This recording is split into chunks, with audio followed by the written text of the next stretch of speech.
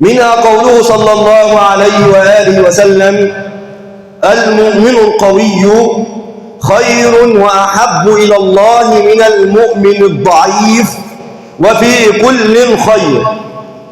احرص على ما ينفعك واستعن بالله ولا تعجز، ولا تقل لو أني فعلت كذا وكذا لكان كذا وكذا، ولكن قل قدر الله وما شاء فعل أو قدر الله وما شاء فعل.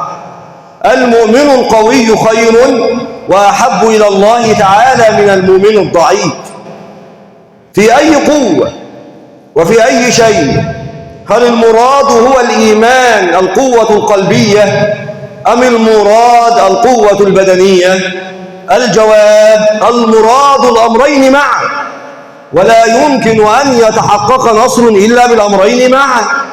المؤمن القوي في إيمانه، الصادق في معاملاته، المخلص لله تعالى، المقبل على الله تعالى وعلى تنفيذ أوامر الله، الممتثل لسنة رسول الله خير وأحب إلى الله تعالى من المؤمن الضعيف الذي يقع عنده تقصير في الطاعات أو في العبادات.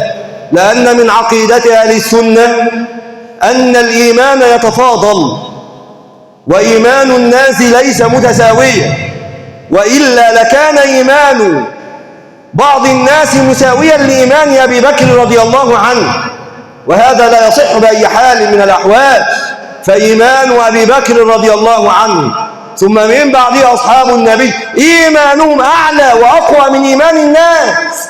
فالمؤمن القوي في صدقه، في إخلاصه، في معاملته مع ربه، في معاملته مع الناس، هذا خير وأحب إلى الله رب العالمين من الذي يقع في شيء من المعاصي أو الذنوب أو البدع.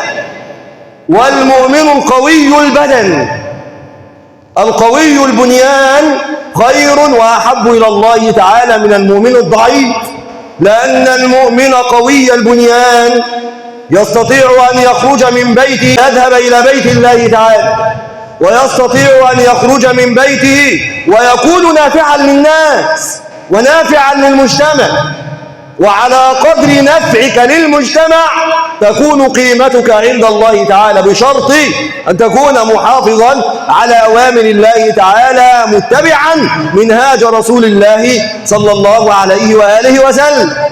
هنا يأتي دور القوة البدنية حتى يتمكن من إقام الصلاة وإيتاء الزكاة، حتى يتمكن من السعي على قضاء حوائج الناس، حتى يتمكن من الجهاد في سبيل الله متى فرض منه الجهاد أو فرض عليه الجهاد في سبيل الله تحت راية ولي أمر وغير ذلك من الأمور. فيلزم هنا لكل مؤمن قوتان: القوة الأولى أن يكون إيمانه، أن يكون قلبه قويا معتصما بالله تعالى متوكلا على الله رب العالمين. وأما القوة الثانية فيلزم أن يكون قوي البدن. فإذا اجتمعت القوتان مع بعضهما البعض صار للمسلمين منعة، وصار للمسلمين عزة، وصار للمسلمين قوة، وهي المعنية في قول الله تعالى: وأعدوا لهم ما استطعتم من قوة ومن رباط الخيل ترهبون به عدو الله وعدوكم.